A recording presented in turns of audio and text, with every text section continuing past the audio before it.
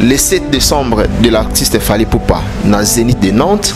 Tout le monde peut faire rigolo la robeta na ING Oyo Fally Abeta Kiango. Je crois c'était en 2023 le 16 décembre aussi. Et n'habité, c'est une coïncidence avec Ferregola ou comment? Ou encore Ferregola aujourd'hui à Zotambola na trace, il y a Fally Ipupa. Ferregola est entouré des amateurs et pense que la musique congolaise a besoin de fara, a besoin de dates uniformes pour faire la comparaison. Okay. On fera 48 ans. Savoir quoi avec l'âge? La maturité doit compter sur ça. Est-ce que Ferre a besoin de l'existence de Fally pour qu'il soit Ferre? Mais pourquoi il veut nous insinuer, il veut nous faire accepter que sans Fally, on a musique? Ah bon? Concurrent naïe. Mutoyo lingara la concurrent naïe. Prétendre. Azana concert le 7 décembre. Le 7 soana. Souci à nini? Fara. Fally na France, Ferre na Belgique. Na yanani elekaki ndenge nini? Yanani batu bayaki. Donc ça dit faire algo la yenda lu. Ferre oublie que c'est son plus grand spectacle alors que Fally est un spectacle à préparation à Stade de France. Très bien. Mais à Rokota na polémique il va profiter na été. Soit il va benda Fally likolo. Très bien. Tonton Ferre. Mambo basala on a 18 ans 20 ans. Jibena Wera na 48 ans batika déjà polémique. OK. Ah c'est vrai. Mais le problème c'est que ma casse n'a pas tranquille que je. Mais oui. Ouais. Bilo monsieur na âge Simbaraté. Ah. Et puis biso ba âge musu be trop obligé à sérieux même sur le à sérieux. Et bon ceux qui producteurs n'a pour la date pour les 7. Il fallait boyango. Oui. Et bon, tout le monde a dit déjà fallait acheter 207 et pas sortir clip. OK. Fallait boyina yango. Ah, oh, Fally Aboya qui relancer, oui. No wifi. No wifi, système no wifi, on a diembélité. Ferre n'a pas besoin de Fally. Lui-même, il veut nous montrer qu'il ne vivra pas sans Fally. Donc, Ferre sans Fally, il est rien. Parce qu'il y a bizarre. Pour polémique, on est profiter, il fallait aussi la polémique. Il y a Nantes, a préparé Stade de France. Est-ce qu'il a besoin de comparer à Ferre? Ah, je ne crois pas, surtout que l'année prochaine, Fally à Rosanna Stade de France. Pourquoi 80 000 places? Pourquoi faire Mukolo Boye? Il faut aller au Luka, Abeta Kaka, that's Morona Fally. Fally, Abeta Sala 9 000 places. Oui, Nantes, oui. Nantes. Ils ont la 4 province. La 4 province, il fallait 9 000 personnes à côté. Il fallait faire les sold out. D'accord. Alors que Ferre, non, on a bêta ça à 9 000 places. Je crois qu'il y a 16 000 places. Il n'avait pas besoin de caler date. Caler date, n'a fallu. Souci n'est pas le communicateur, le roi Nzambali Mbisanga, la communication à solo. Vous comparez, on a bisoté, Betty à Mounene. Maintenant, il y a bêta, il y a 16 000 Bouddha qui ont. Kofi va bêta hippodrome, Kofi Olomida Kangisi Bagarde Naïe. Bagarde. Bagarde naïe yanda kukuna baba maître ba sportif faut batambola naïe. Ça c'est-à-dire quoi? Akangisi bango latina ba parquet atina ba police criminelle. Kofi porter en plainte sur nos cause. Na deux combos oya ba kiyo kangisi. So ba porter en plainte na tanga ba combo na bango et puis na zape na OPJ wana. Parce que moi-même j'ai vu ça. Kofi s'est rendu compte que da bilo ni mwebungi. Abi Ozala innocent, Ozala moyibi, akangisi bango ndeto so ba na police criminelle. La sima ISP mena ISP. Comment ça? Baké koluka Kofi, bakangi bango lobby na tongo ya 5 heures Kofi a voyagé ndeto sa émission be Kofi azana kinte. Parmi les bons, il y a le meilleur. Général Investissement Service. Une société d'un Congolais aux capitaux 100% congolais. L'une des rares qui vous offre une gamme variée de services dans différents domaines. Nettoyage des façades des immeubles et de tout autre espace de vie. Irratisation, désinfection, désinsectisation. Production de papier hygiénique, production de glaçons, spécialiste en logistique, spécialiste de l'immobilier, boulangerie, traitement des plaintes. Il met à votre disposition des camions-bennes pour l'évacuation des déchets et immondices. Le tout à des prix défiant toute concurrence. Contactez-nous au 085 090 19 99 ou au 082 79 92 076. Rendez-vous au boulevard du 30 juin, immeuble Virunga, appartement 6, premier niveau, Kinshasa, Gombe. GIS, le meilleur.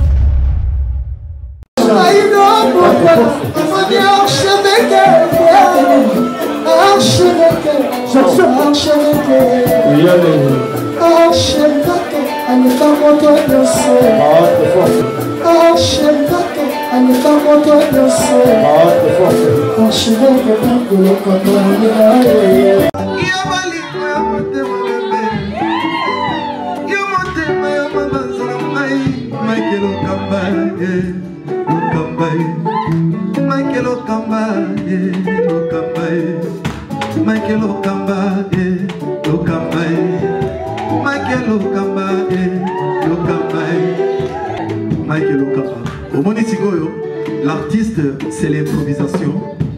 Na honoré dans l'émission. Africa Elengi TV, votre chaîne, l'incontournable, la star des chaînes.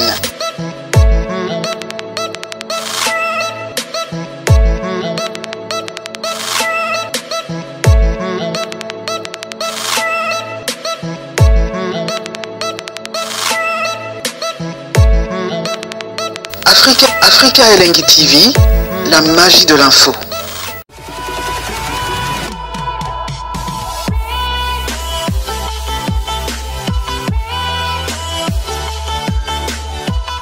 Voilà, bonsoir amis fidèles, bienvenue sur nos antennes www.africa Elengi. Je pense que vous êtes en train déjà de suivre cette émission avec beaucoup d'attention. Quant à moi, je vous demanderai tout simplement de rester connectés parce que vous aurez pas mal d'informations à travers cette émission avec Mike Lokamba. Aujourd'hui, comme d'habitude, nous allons, n'est-ce pas, devoir recevoir notre invité avec qui nous aurons quand même le temps de parler, de discuter en même temps autour des sujets où ils ont abordé Bissolelo. Il y a côté Italie, il y a culture et pourquoi pas politique. Je pense que Maramboto Zole Kanakati, il y a République démocratique du Congo. Nous sommes obligés aujourd'hui. Il y a Beta CTP à dénoncer Maramboto Zole il y a bientôt. Et puis nous allons parler pour ces reports de ces deux concerts de l'artiste Fali pour Padicap la merveille du côté du stade de Martyr.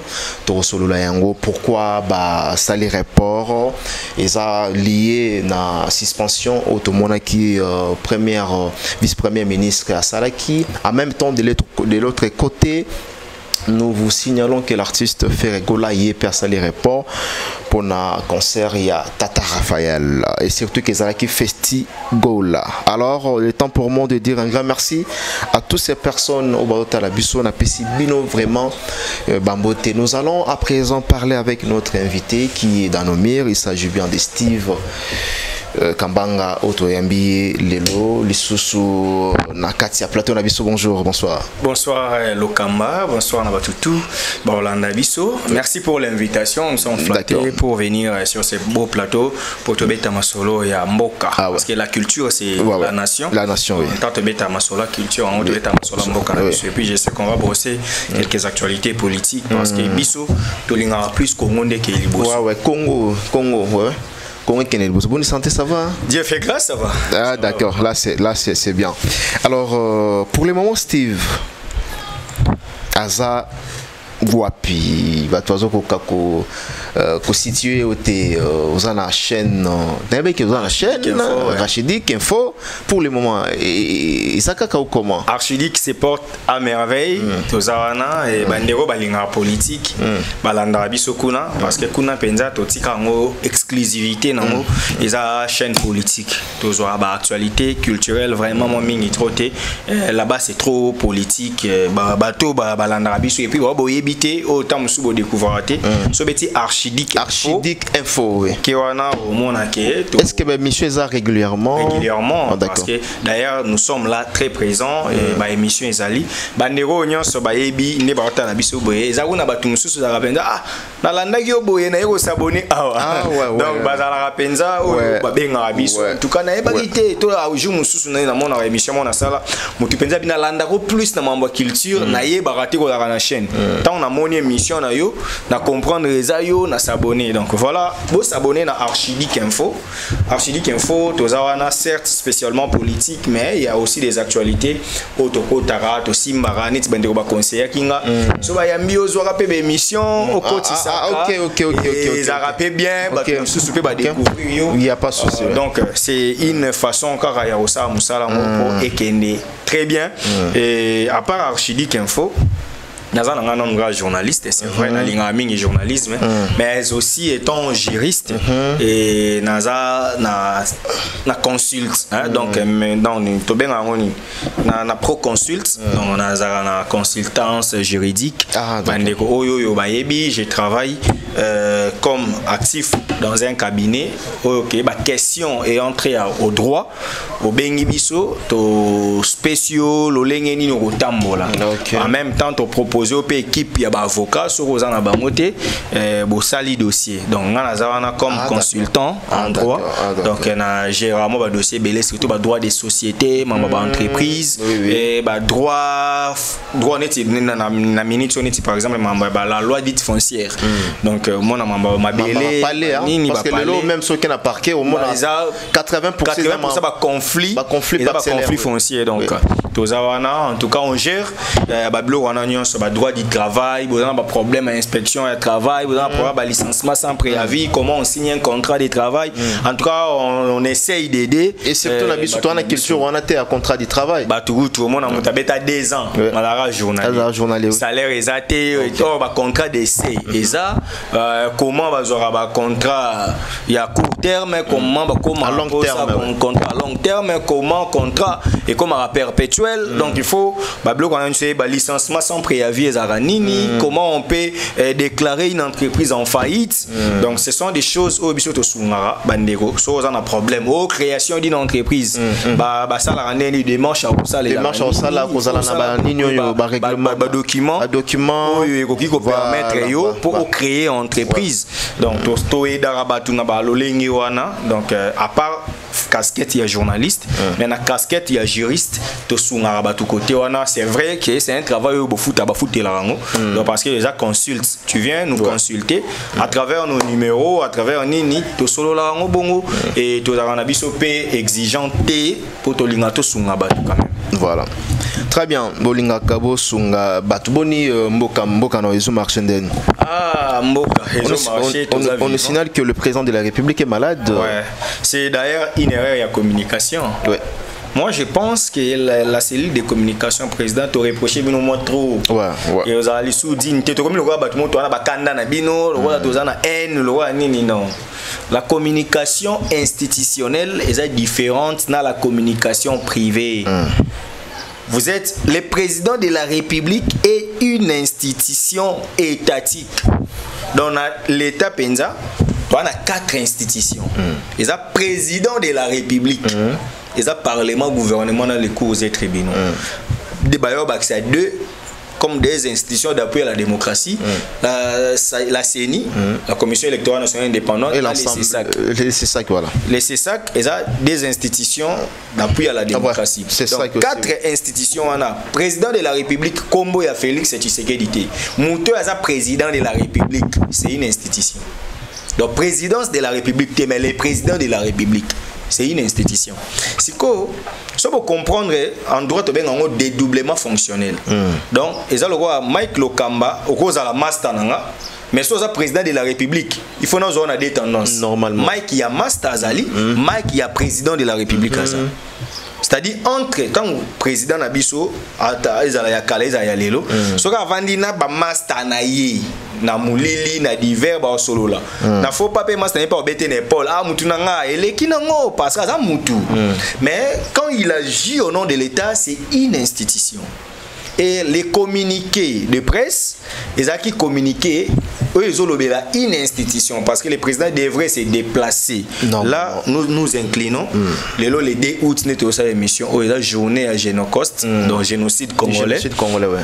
guerre wana kobanda guerre à 6 jours ba Rwandais na ba Ougandais bitumba na sol na biso ya Congo na Kisangani ba kufa tellement ebelé en tout cas ngaku so mona lati noir c'est en mémoire ya bande kona non ezangité ya wana donc pour na biso la journée ya matanga et toujours honorer ba victime o ba kenda boye parce que tara ba na Kisangani ba kunda na fosse commune donc ba sangisi bino parce que bitumba wana ya ba Rwandais na ba Ougandais. En tout cas, moi j'ai toujours demandé, c'est pourquoi je tire chapeau bas et pas professeur maître Chibangu Kalala, Oyo Azaka avocat RDC contre Ouganda dans la Cour internationale de justice.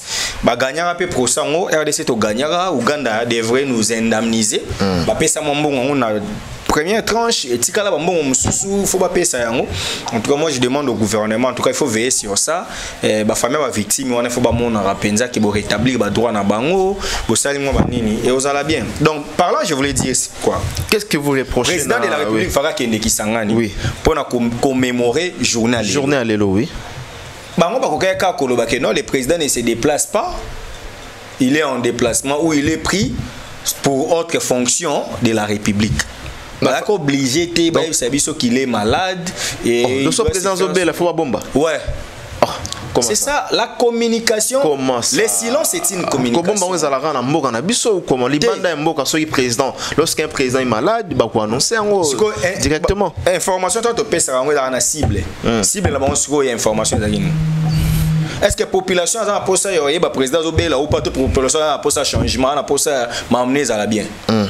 Yo quand insinde to vanda bon appel exemple ancien président Kabila abanda ko belate amdo bela est-ce que tu es obligé de te m'emmener biso to voter qui wana pour ça la bien pour ça la biso musala donc so azo bela est-ce que ngene na bon appel exemple ne na bo songa na bela nanda kuna obligé ko informer bat news non on les a m'emmener ngamo eza vie privée na mais local la bat ba ko ke Kisangani bilo mo rolo baga ke suite aux urgences toni nini le président de la République ne va plus se déplacer. Vous pouvez raison ou soit il est en Belgique.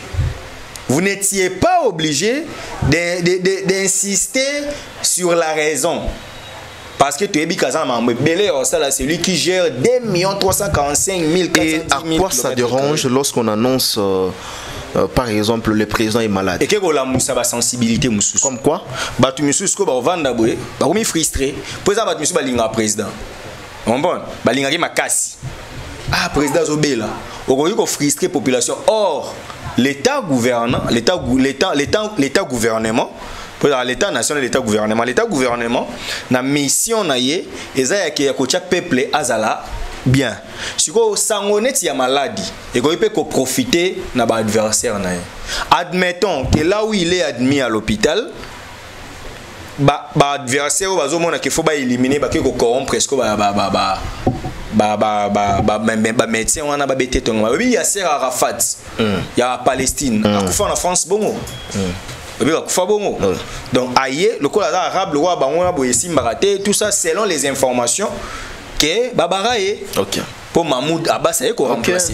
Donc les gens doivent savoir que c'est les représentants de la nation.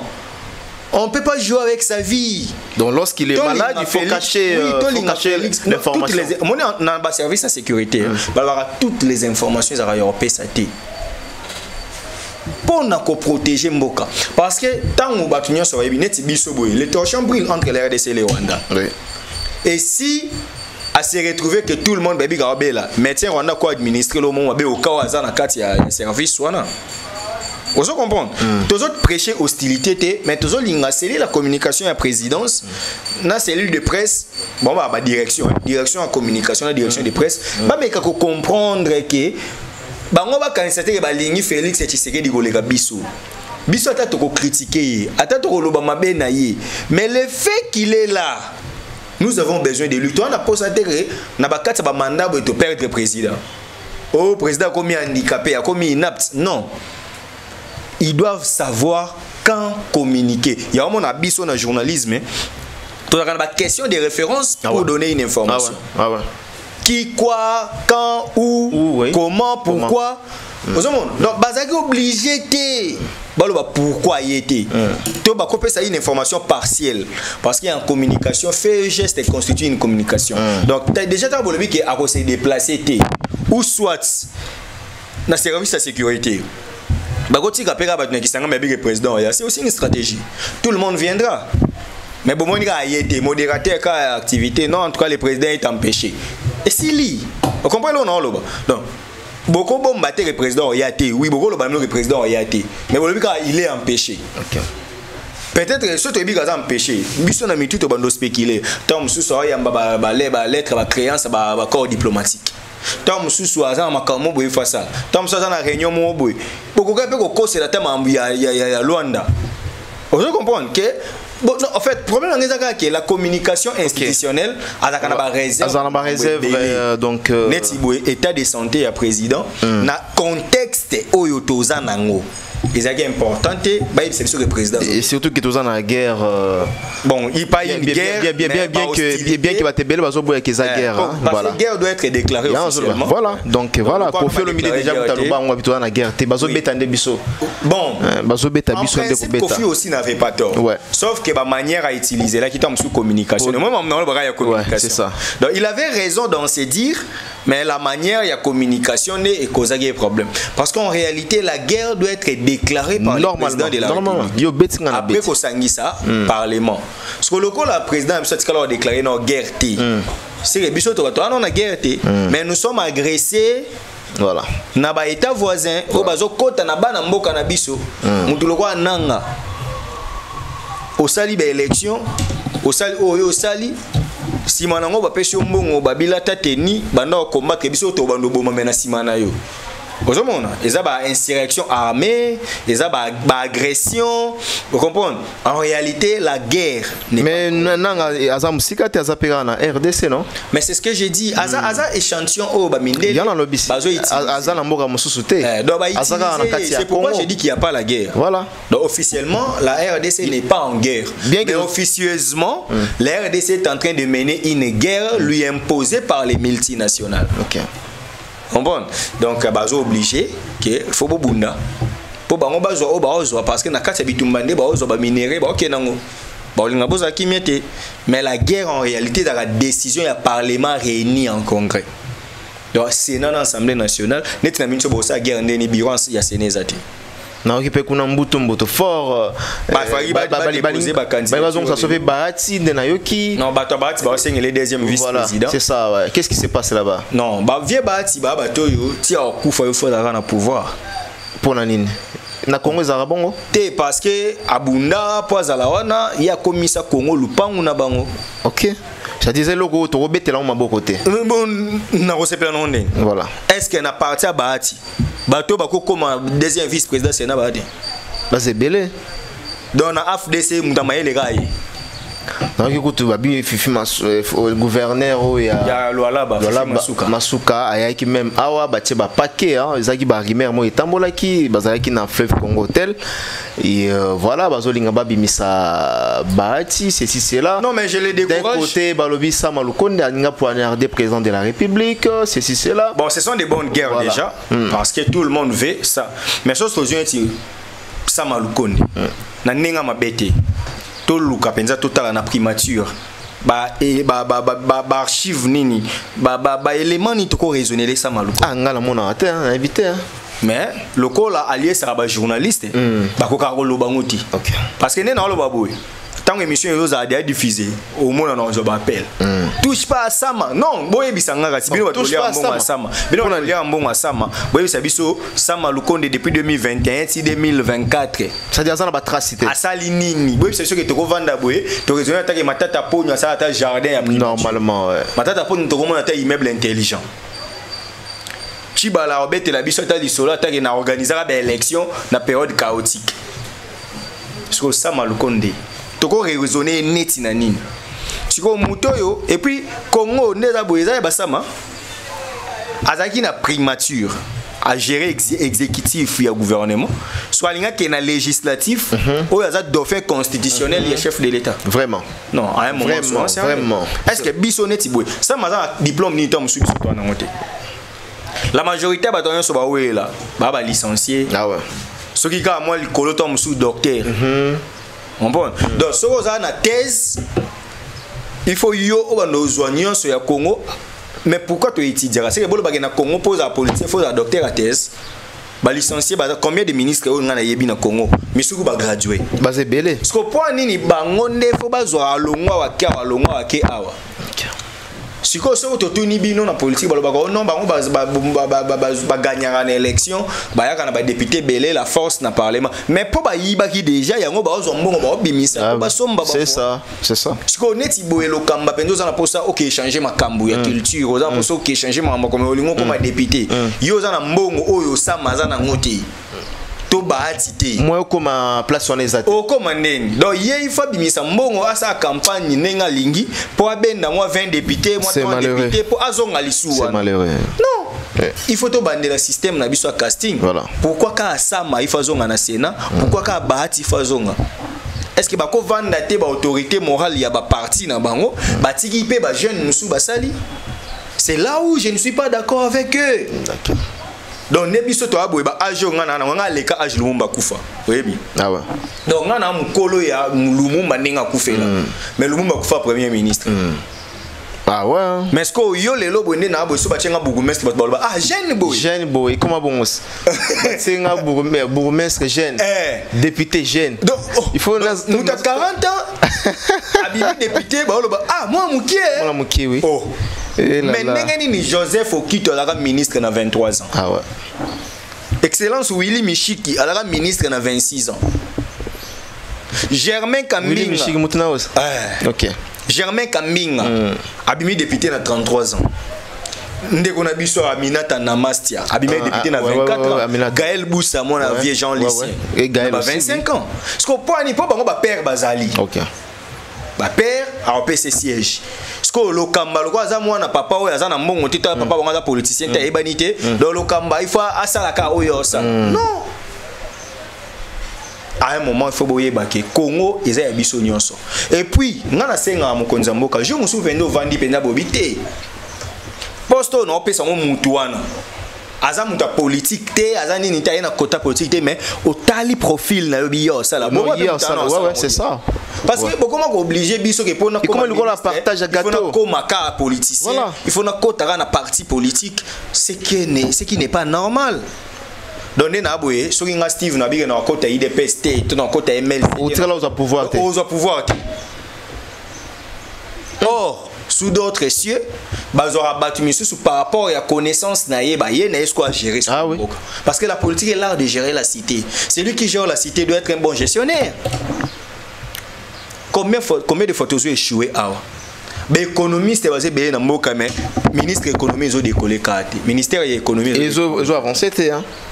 Combien de fois dans Moka oyo bateau ba yebike ako simba justice azali mais moi bo pesa ezate pour à politique pour s'intéresser à la politique non on peut gérer la république ya moni Moka ils ont évolué parce que moto aye ba bendie ko benda la redevable et pas mouton à Tchaki ou la redevable la population. Très bien.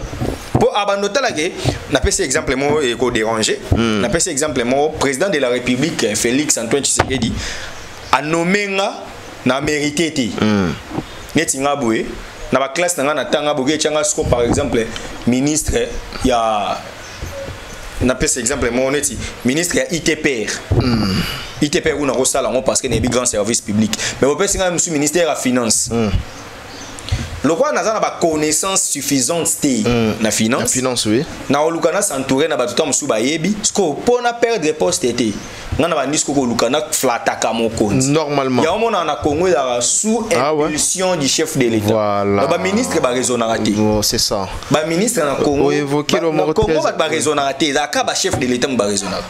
Sous Kabila ezaki kaka sous le haut patronage du président de la République son excellence Joseph Kabila le comme Félix Tshisekedi. Non, est-ce qu'un ministre de lui-même a une initiative il flatte pour atikala mais ce qui sont na yaki na casting populaire Steve Kambanga zwa ministère de l'information nous avons obligé que na bando banga mokonzi pour na ko respecter parce que c'est ça la loi mais Ce qui place où il faut communiquer à solo, non communiquer à solo. Ce qui stratégie communicationnelle, c'est une réserve, net non sur le loba. Ah, besoin réserve. Ce que ça va bloquer le management. C'est comme si nous avons un problème au Congo, leader. Nous avons un problème il y a leadership, il y a management. Tout ça, soit à leader à manager. Soit à manager à leader. Il faut monter à la même. Va combler les deux, oui. En même temps manager. Pour que voilà, très bien. Je pense que Bandeko Bele, vous êtes à la Bisso, na France, na Londres, na Belgique, na Hollande, na Bambo Canyon surtout, na Bordeaux, na Lyon, na PC Bandeko Touana, donc Bambo Tenabino 001 Massaro, na niveau à Suisse-Irlande, na PC Bambo T, et puis Ginel Biedji, ticket gagnant. La carte qui gagne BCJJ Group, merci Makassi. Alors, tu es maintenant dans incident au Salamaki, dans GLM, Maman Olive Lembe, tout le monde déclaration pour mon force du progrès. Exemple, tout le monde a bavir au Salama, la force du progrès, incident au Salama, la République démocratique du Congo. Certaines personnes, non, la République. Oh, les autres là, milice partout par-ci par-là dans la République démocratique du Congo. Il y a Kinshasa, comment est-ce qu'un État et qu'on a la milice, ils ont traité la milice et vous avez la milice dans la Mboka. Déjà dire que la milice c'est injuste parce que la milice c'est groupe de pression dans quatre partis politiques, mais fonctionnement là on les a dérangés. Mais fonctionnement là on les a qui n'est pas milice, pas traiter bango ba milice. Voilà, voilà. Peut-être la milice c'est un peu exagéré parce que la milice c'est ça cannibale, ça tueur. On bon, la milice c'est-à-dire mais aucune déclaration na bango sur ba kangio, ba tio na kacho. Voilà. Ce sont des comportements à décourager. Donc c'est un groupe où il y a compte à l'État, privé. Les partis politiques est un fait privé. Parti politique est dans l'État. Ce qui est comme parti était comme une dictature. N'est impère et zalaka. Qui est mon comité central, mon impère d'office à la fonctionnaire à l'État. Mais avec la démocratie, UDPS, PPRD, MLC, Palou, les BAT, les partis Nyonswana, ils ont parti Yabatu, ils ont privé, ils ont l'État. Donc dès lors que vous avez quatre partis, tout le monde peut en mova, béret rouge, côté na mess, panza batu, bilo wana le force du progrès, ce sont des comportements à décourager. Bande ko fo baye baké ba protéger le pouvoir na robomaté, ba protéger le pouvoir na panzaté, ba protéger le pouvoir na baby sablo rabatuté. Pour protéger le pouvoir, ils ont ça bien. Vous comprenez? Ceux qui ont ça bien, vous comprenez? Pour protéger le pouvoir. Donc, pour protéger le pouvoir, ils ont la machette, n'a pas outé. C'est juste que Namoussala. Donc, Félix, qui est notre président, Assala Moussala, Assala Moussala, population, et voilà, il faut protéger. Vous comprenez? Parce que, oui, Yonanga Tozagi Mikolo en 1997 dans Kabila Koti tellement batu babayagi Mobutu tellement basangwa Mobutu koma yima be mutu do zayiwa to koma ko mona Mobutu demo et bien afde la kota te po yima kasi afde la kota pour population na bandeko kotsa yewe bon mais vous allez aussi comprendre que tant le président de la République a ça discours à 6 minutes, Félix Tshisekedi. Non, on a bloqué, la population c'est Ebsereni. Fongo la salle consultation populaire, Kabona FCC cash. Donc président soit baligni na bango yo. On a pas ça mindu guité. On a pas ça mindu pour bundi ça bapaya. Mais na kati, on ça le lokalati. C'est-à-dire force du progrès faut bailler bayango, makelelo ba sala na yango tende ebate la président. Comportement tout d'abord est-ce que bazana loi ni nezo pesa bango te bazana loi te bazaka na kati ya parti politique yala c'est ça responsabilité irresponsabilité ya l'état ou comment basali mabe so basali mabe bakangi mokonzi na bango bakondane basa bongo sko bango bandota sko combien de bakonzi bandokanga parce que hier mokonzi fa gérer troupe na ici je m'adresse à l'honorable Kabouya. Ok. Oui, on a nous a numéro 1 il y a UDPS pour les. Normalement ouais. Il faut oser en pouvoir sur Bango et non le contraire. Problème il y a UDPS il y a une pyramide renversée. Base il a un pouvoir que les Likolo. Or Likolo il faut payer sa ligne. Vous comprenez? Ça c'est une question. En tout cas, je ne suis pas d'accord que force du progrès et que n'a pas panzabilo rabatou et que n'a pas ça la boue. Mais aussi il y a aussi un problème P. C'était pour la première fois dans mon penza que nous avons retrouvé maman Olive. Ah ok. Alors que c'est une maman que nous respectons. Normalement ouais. Une maman qui n'est pas dans des polémiques, une maman qui a été toujours sociale avec les gens, mais elle s'est perdue en communiquant. Je me suis dit, oh mon Dieu, certes, nous disons cour à brewis est. La colère est une courte folie. On a compris que maman Olive était tellement en colère qu'elle s'est perdue jusqu'à Oloba Maramboyo et méritait quitter. Mais elle-même, elle a dit ça, la traumatisation. Non, mais voilà, c'est pourquoi maman Angèle Kana Mazalaka, conseillère en communication, apparemment. Je crois. Est-ce que maman Angèle a ko boya te vidéo ne bima? Parce que moi, je sais que maman Olive est bien entourée dans la communication. Adam Chemis. Voilà, dans la télé, c'est ça. Dans RTVS 1 par moment, tout ça. Adam Chemis, ça a essayé la communication. Mère, bah Sylvie Bongo, grande sœur Nabiso. Oui. Comment la mère a ça la interview na Kanda? Akitati na niveau yobeta masolo ba veste akitati na ba niveau on dit que ça n'a pas cadré on dit ceux qui n'ont mutuellement la terre à terre n'engana comprendre ah ouais azala ne bongo mais ce qu'on y est après ça image mon boy une femme très maîtrisée une femme très cadrée une femme ayebi mamba salaka. Mais j'ai compris qu'Azaki sous effet à colère, sous traumatisme, mais les problèmes aussi. Mais ça ça n'est trop. Acte, mélange tout. Est-ce que vous avez déjà filmé Batouana c'est bon, c'est on peut pas comme une infraction. La force reste à la loi. Des personnes, des assaillants, des présumés assaillants.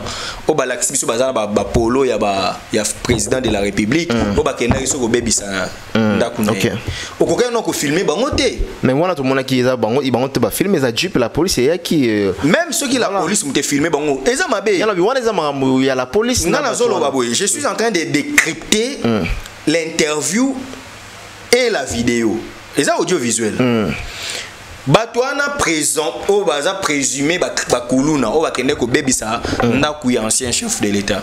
Bazo jouir na présomption d'innocence. Normalement, oui. Parce que baza condamné. Oui. Le droit à l'image est sacré. Yoko zo mutu te bokangie bobandi ko filmer, mutu a filmer ke loko wana, wa filmer ba mibali wana à commettre infraction. Pour yo kocha bango bakuluna ne boso l'état a quitté bango. So justice a quitté bango. Au laver image na bon. Tous on a fond. On a fond, na discours, na interview. D'accord. Je n'ai pas retrouvé maman Olive. J'ai compris qu'elle était vraiment sous les effets de la colère. Ok. Parce que au talara au vandi bonanda kunayo, batubaye, basali sabotage, en tout cas ça dérange. Mais le problème est que à quel moment place aux hommes maman Olive mon mari a donné l'opportunité à certaines personnes de porter des vestes qui n'en ont pas. Ce sont des propos mensongers ou comment? Non, écoute maintenant. Oui. Maman a émis bisoboué que Congo les araya mobali nae. Bien qu'à citer pe combat mutute hein. À citer combat mutute. A émis que Congo les araya mobali nae. C'est son mari né après ça discours il y a maman Olive c'est-à-dire qu'il y a la kisi biso de Congo les araya mobali nae. Ah bon? Yende mutapé ça une opportunité or là ta veste. Alors bien en sens là. Oh mais nga za communicologue. OK. Na journaliste. Na longo non qui juriste. To yeno ka wana to décrypter kamaluba. OK. Mon mari a donné l'occasion à certaines personnes de porter des vestes. Non, na moment wana. Na moment wana après ça qui mon mari a donné. C'est-à-dire voilà. To kende na interprétation téléologique. Ah to na initiation à la recherche scientifique. OK. To zuma loba nae, to ça la esprit ni daki derrière yango. OK. Son mari a donné l'opportunité aux gens. Surtout qu'est-ce qu'on a donne politique. Ça se dit quoi? Alobeli, président de la République. Nabi na donne politique. OK. Na donne politique, les gens bato IDPS ba retourner ni. Bando mi sa photo ya président alati veste na bomwana. C'est-à-dire maman voulait juste nous dire que ceux qui mobali né andi maraté, tenait tout changer président. Alors que la constitution oyo mobali na ye président na biso ya kala que je respecte parce que tant to loba mamba Kabila to longola ba sentiment. Il était jeune, il pouvait aussi faire ce qu'il veut, mais il a accepté que la constitution en place. Lui, il a signé cette constitution, il a promulgué ça le 18 février 2006. Que la constitution de Otambu Sabiso le qui est deux mandats et si les Moutoumousoaya. Mais quand maman dit que mon mari a donné le poste, c'est-à-dire pour Mouta comme président, c'est son mari qui doit désigner, alors que c'est le peuple qui doit désigner. Mon place n'a regretté que maman ne fallait pas le bablo musu na sakanda parce que en même temps à apprendre bisoke Congo ce qui bango baloba ki tege président boye mutako mati alors que abuki mibeko pour mibeko lobi constitution peuple né a ponara dirigeant nae. Mais peut-être Makambo ya Zoloba Steve toza na télévision. Kasi soka yebi Makambo ya Zoloba azape mutaliboma te. Voilà, soka yebi Makambo ya Zoloba, c'est-à-dire à la kisi biso ke Congo eza cop na ye, cop na bango. Bango nde ba décider na muto ba ko komisa mokonzi. Mais c'est maintenant contre les games. C'est en violation de la Constitution du 18 février 2006 telle qu'elle est modifiée, complétée à ces jours. Cette Constitution a été promulguée par son mari qui demeure aujourd'hui une personne à protéger, le président, l'ancien président de la République. Aujourd'hui, moi je suis parmi ceux qui pensent que Kabila doit être protégé. Normalement. Parce que dès sa jeunesse, Kabila a accepté de prendre la charge de la République. Or, sa femme, qui est notre maman aussi, vient nous montrer que ce mobile n'a le bagi que Mike le Kamamoto comme président de comme. Donc après cette opportunité na batumisu ba romo sakana na. Ils oublient que le pouvoir, selon la Constitution, il faut où t'en as peuple. Mon place maman à BBC dans la communication. Okay. Deuxième élément que j'ai pas aimé. Okay. Jean-Pierre Bemba, maman cita énormément. Mais sa place mobile nae a la perte de la démocratie.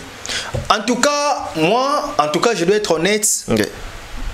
Kabila, Joseph, ancien président, lorsqu'on parlera de l'histoire politique du Congo, très bien. Coûte que coûte, on parlera de lui. Okay.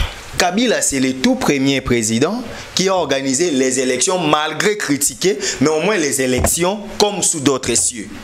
Par rapport à Mobutu, il y a vert, non, rouge. Kabila au moins, Kabila avait accepté de partager le pouvoir avec ses frères pour aboutir à la constitution. Donc, puisqu'on parlera de la démocratie, le nom de Kabila sera toujours cité. Maman n'a pas besoin de nous rappeler ça parce que nous, moi, biso batamayeli, biso oyo, toyebike, toko mettre Kabila tena mambo kanabiso. Ce n'est pas n'importe qui. Vous comprenez? Mike Lokamba, ngaza mutu mututi, ngaza mutu Congo. Donc naza na kanda ya Kabila te na kanda Tshisekedi te na kanda Fayulu te ya Bemba te. Mais quand même ngana lingambo ke tambola na mibeko. Donc maman na se ya kanda a communiqué mabe. OK. Alobi affaire ya Jean-Pierre Bemba. Ndaku. L'histoire est anine. JLM wana eza groupe Lito Moboti non? Ah bon. Toyoki après que président Sombaka.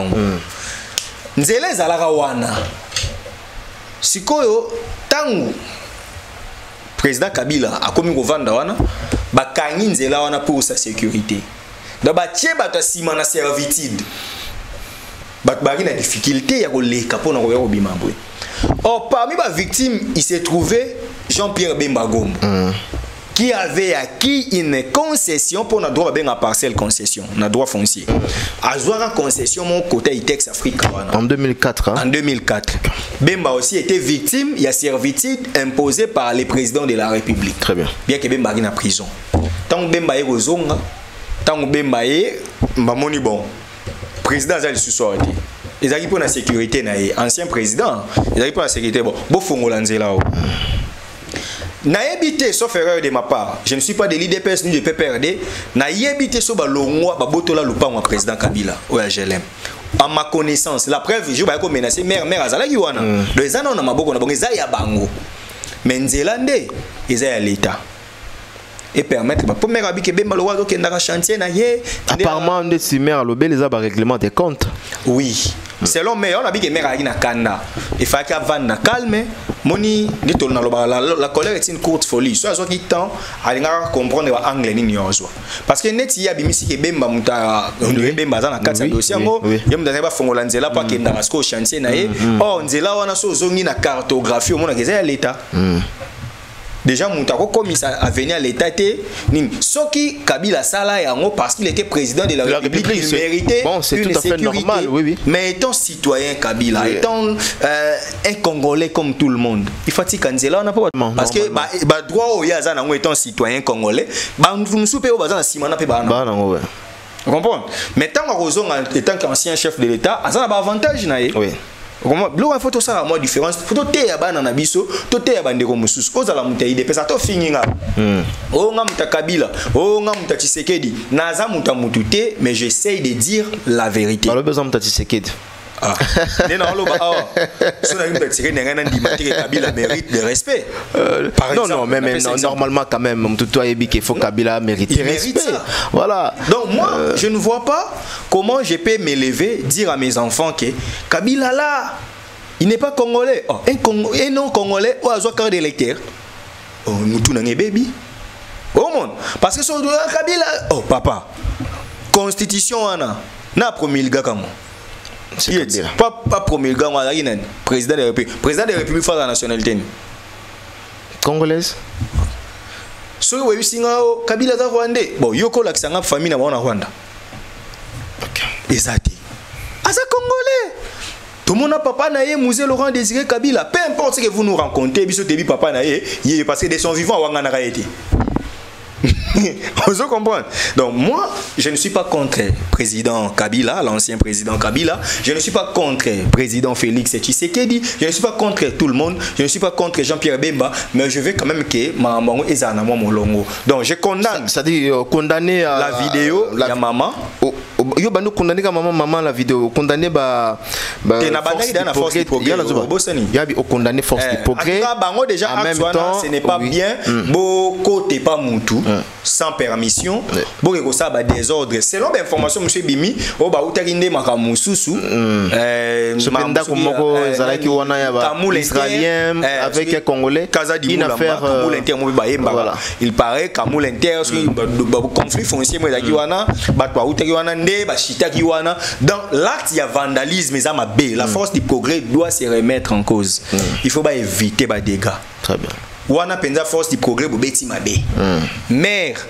maman Olive communication non ça raté eza penza raté OK donc esungi nango bisoté au lieu que to beta masolo mboka to mo beta masolo ba veste oh tout le monde a un passé le Kamba toi et moi on s'est connus ça fait presque 10 ans oui est-ce que moi bilambo to la ta oyo tozaki na mbongo nsomba ngo à l'époque non ezalaki te mututo za na passé na vous comprendre mututo za na passé na bato ba la biso donc chacun nous tout le monde a un parcours donc moi je trouve ça aberrant que mera ki tsa mboka na débat ya ba veste OK alors ka koka pe ko beta débat mo ya likolo etiki ba likolo OK donc ça vraiment Adam Chemis un grand frère que to so la rappelle bien en tout cas cette fois-ci bolane la bien dit voilà on copier akoka ko loba on a sakana me boye ebima ouais akoka ko garder bokati ba koto bomoni ke débat o ko sunga peuple té pour débat veste sungi peuple té très bien na moi déranger quand même une masse ya batwa et déranger ba tebele y compris moi parce que ngai tant il y a 20 ans passé baza lésé baza déranger oui on a ce connaître na boye na outi na créer vie na nganga moko dans d'autres termes il kolobate que manque à reconnaissance aussi c'est pas ça il y a on a le baboy ce qui est la manque à reconnaissance maman devrait employer des mots qui conviennent OK que en tout cas il pouvait aussi être dictateur mais il avait accepté la volonté du peuple vous pouvez aussi être reconnaissant en lui étant quelqu'un volontiers comme ça. Moni bablo abongo tout le monde. Ah oui, il y a solo. Est-ce que ils ont le coup à quoi que vous avez dictateur animé quand même tout une belle élection. Maintenant abi que moment a donné l'opportunité, c'est-à-dire l'acceptation mais ils ont volonté de yaye. Le peuple vote qui nango na mutu mususu, moi doit imposer mutu mususu. Moni place à memi biso. Donc débandé et memi biso mabe. Mais idéal, c'est normal. Kabila nous t'avons dérangé était Nandenga bien te, n'habite à extra, à te sonini. Pour ce pas un problème qui est samba ou samba. Mais tu comprends d'ailleurs à te boito bando kandidato salé mabé parce que azo pe risque de rediriger Mboka na biso pendant 18 ans. Très bien. Il mérite le respect. Ceux qui bandeko ba reconnaissant pour na acte ya patriotisme ya Kabila. Mais ba reconnaissant te pour chaki bango parce qu'il y a un droit ya chamutu te na pouvoir. OK. Il y a un droit à renommer pour le fonctionnement tant qu'il président. Mais pour le remplacer, il y a un droit pour le mututé. Et ça peut plein de fois pour le mutu. OK. Mais voilà, tozonga moi si maman makelelo et salama que non voilà, na mona même que président de la République à Longola Makambo ezaki collé pas na et à un moment donné il kolongola que voilà Makambo etambola que non ba nomaye ba salaboye. Et voilà, non, j'ai été élu par le peuple congolais. Mais ce que maire a dit, mon mari a donné l'opportunité à certaines personnes. C'est que le maire a donné sa opinion. Mais autant la vidéo au président de la République, là déjà que non. Voilà. Insistant, j'ai été élu, voilà. Donc on a dit que le maire, maire a raté cette communication, maman Oli. Très bien. En tout cas, c'est une communication qui a raté. Donc, très bien. Et on a condamné la communication pour la diffusion. Parce que les politiciens sont gaffa. Pour maman, c'est politicien. Moi, c'est ancien chef de l'État. Ah, il est politique. Il est politique. Mais bien, il gérant, soit dans le montage, d'accord. Très bien. Non, voilà. Voilà, merci à tout le monde. Merci vraiment. Merci pour la première dame de Lausanne. Merci na papa Philippe Ntimba na Katia Bordeaux. Et merci na bande konyo surtout 001 Massaro Yaba 001 na Katia Suzerland. Merci pour tout. Il a dit, il a fait. Jean-Claude Mabanzo Mbongo contre Mbongo na Katia Suzerland. Alors, parlons à présent de la culture Ferregola, Jésus de Néance avec Fally Ipupa la merveille. Qu'est-ce qui se passe? Depuis un moment donné, il y a Stade de Marty, il y a Pasteur Mike Kalambay. Et après, tout le monde sortie médiatique, il y a ministre, il y a ministre intérieur, vice-premier ministre intérieur. Et après, aujourd'hui, non, Fally, bon, non seulement annulé, il n'a pas annulé, à reporter à Sali Report, il y a double concert. Jusqu'à ce que on me met sur date également aussi avec l'artiste Ferregola. Mais là, récemment, vous avez dit que ça de manière à ce que il faut conditionner les musiciens en termes de sécurité et la complète. Ça là yango. Bambong oyo. Bamisé, bamisé, bataché, bapakio bango bastie, producteur, nana ozong c'est lango bango. Mais aujourd'hui, artiste banélé. Que réagissez-vous? Merci pour cette question. Et déjà courage aux artistes. Au Union Sobadari programmé pendant le mois d'août ça dans le stade et je sais que vous avez fait une perte énorme. En termes d'énergie, à communication, à finance, à stratégie. C'est ça la vie. Je suis avec vous parce que c'est pas facile. Il fallait faire ça, Gali. Ok. Parce que Gali, c'est pour la première, il fallait affronter le stade. À côté de la histoire. Et puis, il fallait faire le quartier latin. Pour faire le bas. Non, regretté Fally faire été pour Bayebani, non regretté Mirage. OK. Parce que Mirage avait beaucoup à donner. Est-ce qu'on a regretté Gali Garveille parce que étant jeune il n'y a bien à Beta Stade non. Bon jusque là il a reporté qui. OK. Pour le 31 août. Le 31 août oui. Il s'est fait que na voilà. On va changer. Mike Lokamba c'est choquant mais l'État congolais a prouvé ses limites. Donc, le ministère de l'Intérieur nous a prouvé qu'il n'est pas en mesure de protéger la population quinoise. Pour bateau, nous avons bateau condamné qui l'État congolais. Oui, il a continué sur condamné. Moi je pense que basali report mais ça report tende nini. Basali report pour nani selon yo. Mais moni que ba miser na pambati. Neti par exemple. Neti faire déjà des dossiers d'émission, il fallait ouvrir. Il fallait ouvrir. Il y a festival, il fallait à la Lelo les dés. Dans festival, il fallait à la Lelo. Ouais. Soit comme il est premier à mon suite favorable et tout ça. Il faut reporter. Okay. Mais pendant ce temps, invité Naïbaye. Oui, même collaborateur Naïbaye, quelques invités pe bazana. Parce que producteur on a prochainement en ligne sur misé dans Congo sans garantie. C'est vrai que la loi est dure, oui. S'il faut sauver une multitude, on peut sacrifier un groupe, oui. Mais les raisons ne sont pas fondées. Les raisons ne sont pas fondées. Ouais. Raison c'est ça, mort. Mort. Et puis qu'avant-hier, les autres émissions, les 31, les 31, Bakoufaki na Maï. Bapexi, pêcher, pêcher. Toi, Massou, et Tambola, t'es pas Bakoufaki. Dans les réseaux sociaux, dans mon garçon, à Koufi étudiant, à IPC, côté échangeur, tout ça, un accident de circulation. Ma personne tout est tambola. Mike Lokamba. Nazo kayo. Na ngazo bo makuna. Bat ba kufa na Kivu. Ba pekisi ba soldat ba simba minduki. Non. So po ani somu da kufina concert ndi fo ba pekisa musique.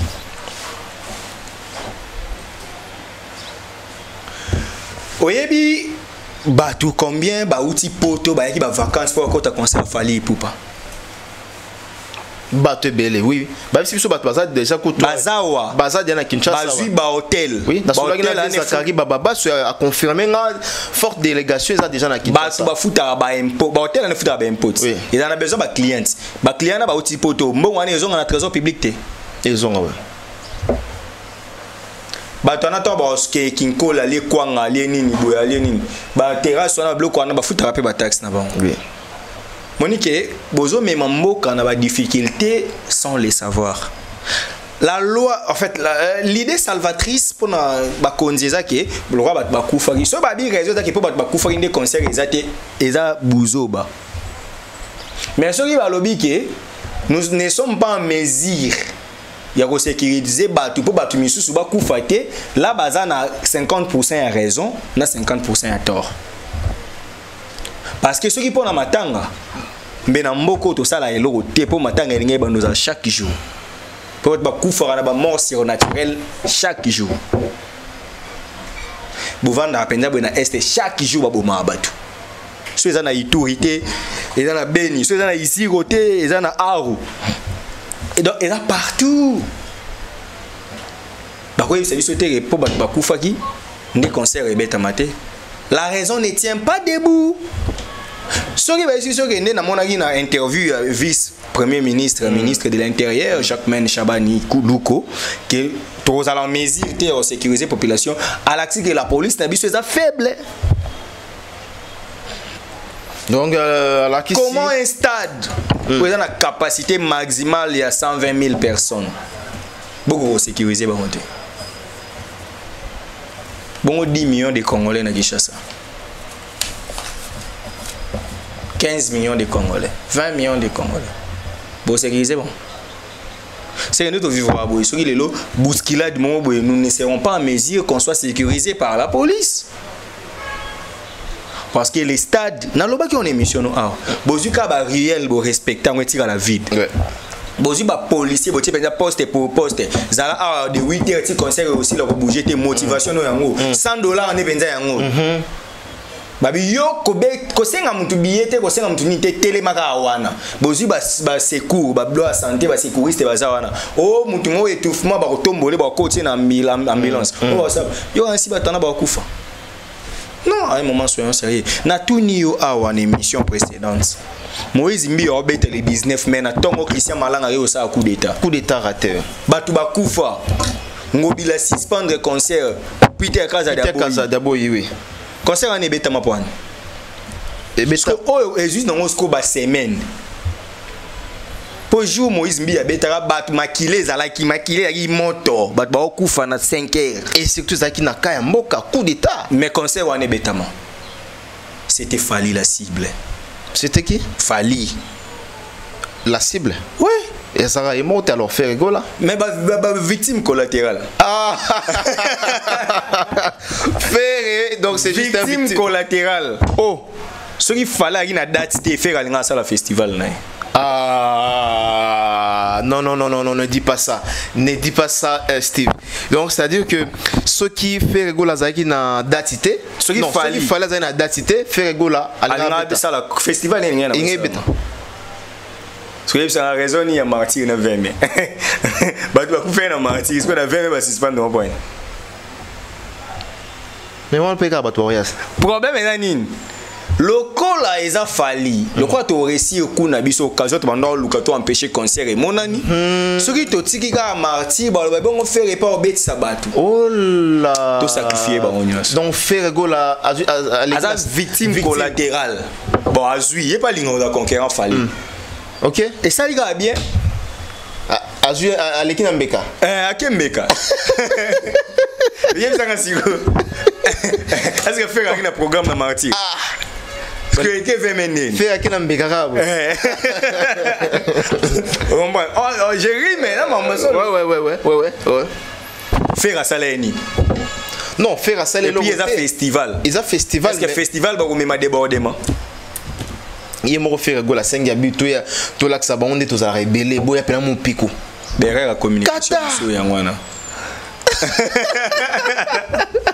Papa, entourez-vous des communicologues. OK. Et puis écoutez vos conseillers en communication.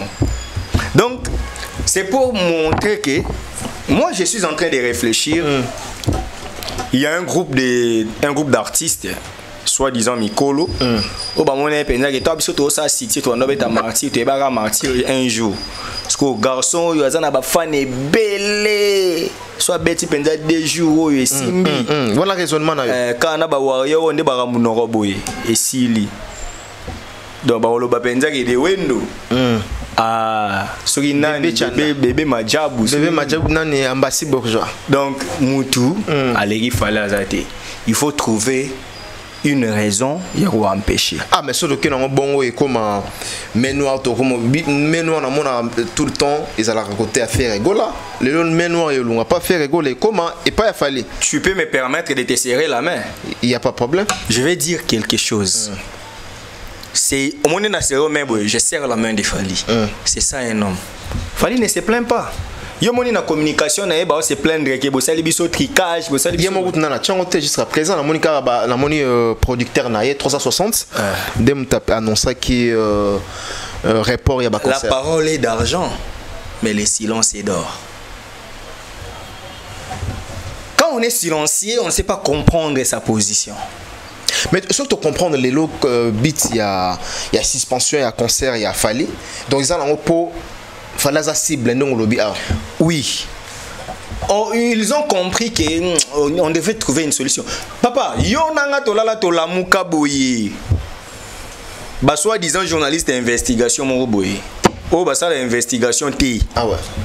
Ba kena stade, ba lobisa ba noko moko boye. Prétextant que ba yebi dossier falité. Alors que la preuve, il y a une vidéo où les ministres sortants des sports approuvaient déjà que Fali avait réservé des dates. Voilà, Kaboul. Au nom de la continuité de l'État, vous êtes venu, vous êtes gestionnaire du stade. Sans vous procurer du dossier, vous répondez à une interview. Trop parler, pétuer. On comprend qu'il y a une pensée derrière. Ah, c'est ça, si on revient à ça. Et Tinabiso, Steve. Et Tinabiso, oui. Cette communication consistait à quoi? Ah ouais? Neni beaucoup ça a interview pour le baguette tout monde n'y a falité. C'est ça, sans pourtant appeler les responsables. Ouais. Et puis bas dossier, moi j'ai fait les droits. En bas droit dossier administratif, il y a un principe de survivance des actes. Ba Kaboul on a battu ba kei. Mais bateau beaucoup si on a faut beaucoup de dossier. Normalement. Na koki ko ça l'interview te so na zo maîtriser no ba dossier te. Comment yo ko ça interview au condamné ko zui falité? Au monde dossier falité pour se rebiffer tant au monde équipe a fallu qu'on réclamer que était dans un dossier haute. C'est une bêtise, c'est une bourde.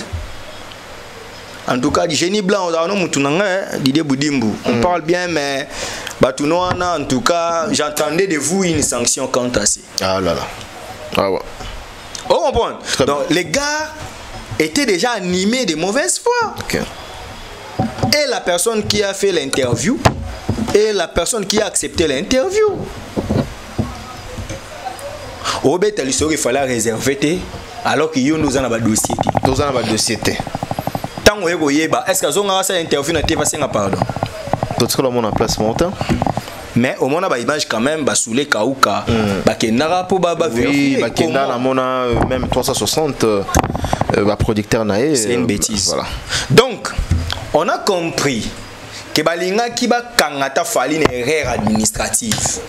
Bakuti yangote. Tellement qu'on a bakuti yangote. Ah babimi na ba mort ya. On connaît pourquoi c'est fali. Moïse Mbiye batu bakufi na 5h na 16h ya matin na podium. Mais Mike Kalamai bakufi le 27 juillet, fali foya le 11 août. Mais babi ki baza en mesure. Avant on bakutu 5h batu déjà 11h 10h bazoko ta na stade. Oui. Maintenant cette police azaki en mesure de sécuriser Batunene. Et comment Bato Moïse Mbiya na bakufa kité? Ah c'est ça parce que tout le monde a qui beaucoup n'a pas bato ndaki. Tout le monde a métissage il y a ba aner na mona qui la police na mon mix na mon la police na moni FARDC na moni bana moura to benga ba JR. Donc voilà. Fali était la cible. Fali était la cible. Et aujourd'hui, moi j'encourage l'artiste Fali. Pourquoi?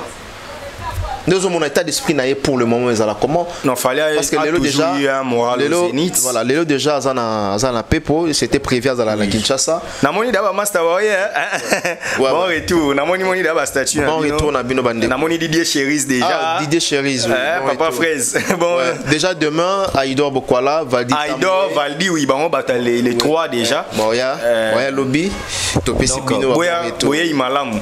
Et tu vas comprendre avec moi Nani Thierry Mombaya, Bev, Mombaya Baroya.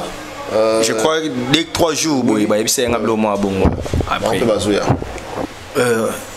Lokamba, Fali est la victime. Pour certaines personnes, Fali dérange. La culture congolaise ne pouvait pas évoluer. La musique congolaise devrait rester dans le système. Il y a répétition à chaque mardi, jeudi, moyennant 5 000 francs. Autant de déclarations il y a redit à Miss Alobin. Non, Alobi bato ba osala lelo makambo ba que biso pédia to sala yango. Parce que en 1990 ceux qui bato bango bazo ignorer lelo so batia qui concerne la Belgique ba nga ba sala plein. Alors que Bercy ezalaka oui avant 1990. Oui. Ah, Koulouk n'a rien dit. La fin n'a rien dit. Ok. La fin n'a rien dit. La fin n'a mené. Abelo quoi sikezate. Fallait aussi un mot de Bambasala. Ah. Vérité bêta stade. C'est ça le problème. Et l'eau a sikezate. Salomon le bas on est l'eau il soupçonné. Et l'eau a sikezate. Mais il y a des innovations quand même. Voilà. So l'eau a sikezate nouvelle technologie comme une. Ah c'est ça. Mais bien que mon bout tout tient Koufa. Yé. Mobutu malgré bambongo na ye ya grave mais Mobutu a la smartphone te pour batambongo c'est kana bazaki na ba téléphone wana ya minene wana on bon est-ce que le grand prêtre Salomon aleka mokili mombala mbongo mara na Jaguar te ah ouais c'est lo basireya ya kufi ba créer mutuka Salomon mata avion mais on a mon kili mudalegi Salomon a la raté Bible le bien on les cas Salomon a relata na mbongo azati mais Salomon mata avion te mais yo mata avion nga mata avion en fait il y a nga loba le loba fait nani kana yebisa vie ke et loba sikezala voilà alinga loba avec l'évolution tu ba intelligence artificielle te ba onte ouais vie il faut comprendre que innovation ezalaka innovation eza mais alobi vie na biso ba ilo canto grand chanteur ya blague te grand compositeur ya blague te mais via sa légende te mais via sa icône na musique na biso parce que grand prêtre Redi au vandi pena na kitio bando boya e wandoki on bon parce que Redi Amisi bayi le canto. Oui, canto, moyembi. Parce qu'au grand chanteur à niveau, on a se permettre au bout était à la libre. Mais viens à Bossanate que tant que ça la statistique et là qu'on regarde la réalisation, on regarde les chiffres. Bébé Chanda, na liste de bébé testa de mentir à ça, mais Redi Amisi à Zati. Parce que bébé Chanda il m'a Redi Amisi. Ah oui, manette. Est-ce qu'il y a un moment de l'école que bébé Chandaleki Redi Amisi, c'est ça koto hier au télémila. Si qu'on a la réalisation, tu le oui bébé Chandaleki. Aleki Nanin. Oh, Aza na histoire, c'est-à-dire Azala à un moment populaire dans Mboko, a prouvé popularité naie, à chaque concert dans stade, plus de moitié à stade Ekota. Oh via banga ko signer et pourtant a succès à blague té. Yebisa nga penza série Vioyemba. Fifi na la lité. Butu ya lelo. Mato itili banda. Olympia kasi lo ya lo bakité. Sko signer té. Qui ne risque rien n'a rien. Donc vieux en termes de réalisation, il n'a rien. C'est-à-dire pour na ndenga zolo ba ke nombolo ba teke batalelo ba leki ba taka. Batalelo ba leki. Batalelo ba leki. Oh, entre autres ba Fali. Papa, Ferre Kakoyo. Ferre beta Zénith. Oui. Ce que so ba ke pena na palmarès à Zénith batara. Ba mo na komba Ferre gola. Est-ce que ba mo na komba Redi Amisi? King Kester est mené à Mtalibo so beta stade des martyrs.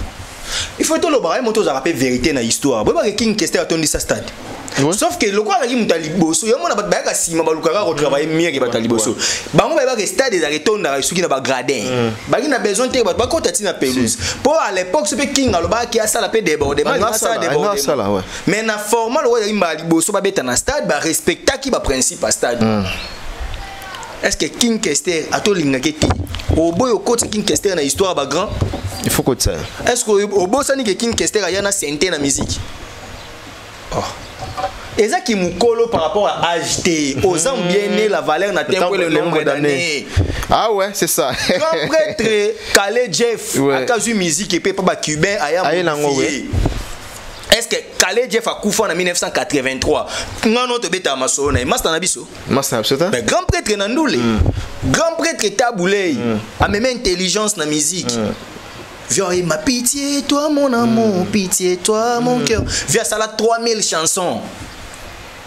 Oh papa, eza ki mukolo ya agité, to ya ko banda liboso. C'est pas possible exemple. En terme ba réalisation. Voilà na même Minosco. L'air lobi ba taboulé ba salaire plus de 3000 chansons. Voilà. Pourquoi to lo ba ki ba jeune lelo ba travailler mieux ko le bango? Pourquoi et comment? Parce que bango na tango na bango ba ne ko yemba em soyez mbe bandeti suka solfège ezati. Comprends? Bobani les kamo yanga na tata bandadandan. Mais les comment pensa héritier yembi pour atiki pensa musique et beti. Il est musique et beti. Soliste abimi hein. On comprend? Les lo so to beta li solo ba soliste to beta école ya Nico école franco. Est-ce que avant bango ba guitariste bazala te? Bazala. Ils n'ont pas marqué. Mais le Nico Kassanda est une référence. Franco Lombo est une référence. Na ligne on te moni ba papa na biso Pepe Feli, Manwa Kuwaku na kati. Lelo to beta masola ba mbokalia to mona ba flamme kapa ya lelo pe tozana ba soliste ebele. Oh yebisa biso ke to boya Nico Kassanda. Mais soliste moko boye pa bana robeta wana sko o asala kani lo kama longate. Azaka grand soliste me ba yebana te. To atika empreinte te.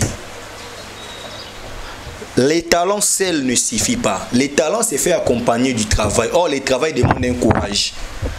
La jeunesse aujourd'hui, ce qui conduisent plutôt la délégation, en commençant par Fali et les autres, ils ont compris que la musique n'est pas seulement l'art, mais aussi un business. Ah ouais.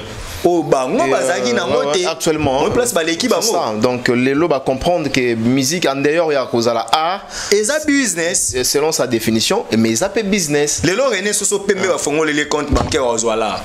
Hier c'est ce qu'on m'a belé liste na René. Nana on lia mbonga musique. Nani René.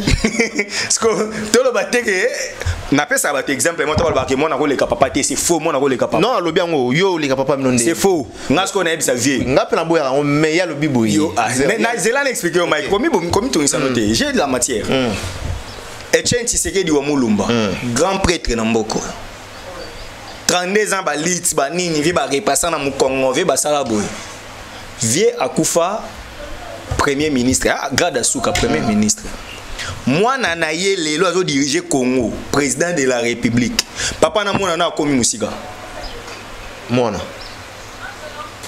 papa oya botinga kambanga ntambwa bilolo Crispin azaka avocat comprendre licencié en droit nga moi ane naza na 2 diplômes à licence soto kepe na terme na ke musika yo mtuke musika na ropeso 3 basali de pes basali nini via sali ministère à sport ou mérité moi ane lelo na PTN TIC a sali 5 ans azo kende 6 ans yango na travailler mingi c'est l'enfant sikoyo tambolo bage moi na ko leka papa te waneza ya ne d'ailleurs kutu mokile lo bake moi ne faut ça le double de son père voilà c'est ça so neni bango ba papa ba ndimate bana baleka bango bailo vie même si ba tchenga mbeline awa na odaye na manquer au respecter mais na ligne yo pour comprendre que mwana aza na capacité de travailler mieux que son père. David roi abomi batebele mais Salomon aye David a ton temple nzamba boyi abi maboko nza makila mais nzamba permettre que Salomon tongango et pourtant David est l'homme selon les cœurs de Dieu mais Dieu a validé Salomon et puis trône à Salomon nzamba tchebo konzina ekati moi na leka papa Eza manque à respecter. Eza manque à respecter. Pourquoi commenter que respect là papa non. Kofi Olomide a présenté biso Fali na grand public. Kofi Olomide a sali ba exploit ebele. Kofi Olomide a suki na Bercy, il fallait que na U Arena. Donc fallait l'équipe Kofi Olomide. Donc surtout en termes de réalisation, on va comprendre que Vieredi a yebisa biso boy. Que maman bo sala bat basala ngo mais ba level musu bino bo komi tana biso eza différent na tana bino époque. Vous comprenez? To kolo ba ke wa via to kolo ba biso bongo. Mais kolo ba ke moi na ko leka papa te c'est faux. Je m'inscris en faux mon vieux. Bailo. Nabi ke yo za muntu wa biso ba bantu to da rapenda na respect na culture. Ya ba koko. Même maintenant na balar, te pese exemple. Neti na balar. Na bien. Papa na yo akolisi yo, papa na yo koutier la rezate. Na père na biso azaki na renom. Voilà. R4. Voilà. Parce que eko empêcher nga lelo nga somba dirango. Non, eko empêcher te et surtout que sommet papa na so dépalé. Na quelle famille mususu na famille mususu na famille mususu bozala na lupangu te ba locataire mais papa wana atangisi yo okolo aussi yo sko zila ko leka père na bino sommet papa no deux parcelles na décar o papa na l'arté tout ce quand même ba système wana que non nous moi na leka papa te non bailo oza vie na biso kutu au regard âge oza papa pour vivre à 62 ouais on bon donc robot tanga na nenge ya normal moi je suis de série 8 na j'ai normal nenge penza biso to ba bena que vieux au mériter ba respect mais moi na le cas papa voilà la preuve Kofi a aimé suivre les guides dans le bagon émission suivez les guides à la moment on a parce que les lostro to tie Kofi to tie Fali na libanda. Donc, Fali. Ferry. Est-ce que Ferry a l'équiwera? Ferry non l'équiwera. Ferry non l'équiwera. Ferry non biodiversité. Normalement, il y a un autre baka. Ferry non biodiversité. Ferry, il faut comme la référence au Kenon, babi Kenon Ferry. À l'équiwera. Ça il va exploiter ou l'équiwera. Faut commencer à peine comparer. Voilà. Ferry à l'équiwera. Voilà. Parce qu'on saura travailler dire comment. Voilà, il faut travailler. Il faut vraiment travailler. Parce que Ferry avant dina wera bimisi wera beti ngasko na kena waka sala munena suka wera beti sala munena suka yani wera beti Bercy so fera beti Bercy à l'époque 17 000 so il fera beti Bercy ya lelo ata sold out mais so d'abord ba 20 000 aleki wera parce que ça to yesko pe na nenga composition to na nenga challenge nenga oteka bango bando teka ba CD pirate belé ba cassette musique dans somba bando ko tsambongo te mais ya lelo ba ko tsambongo faire ba beta to le streaming concert streamé est-ce que oui rabeta concert na stade de Marty ba streaming non parce que surtout faire ça l'onkolika wega est-ce que nga ko manquer wega respect non vous comprenez bon il faut pas yebake au regard de ce que Redi a fait Emenea, JB, Wera, Kofi, Marai, bazo mériter ba respect. Ouais. Tobo yango te. Toko manquer bango. Bon, moi ba miso ba ka manquer bango, il faut comprendre la communication est différente. Mutu muso a trop fan à faire donc soko tout boye ya oya. Mutu muso a trop fan à fali mais moi je suis pas dans ça. Moi je suis scientifique. Moi je prouve avec les éléments. Donc c'est possible la nouvelle génération et travailler la preuve. Ba vie na biso ba Redi.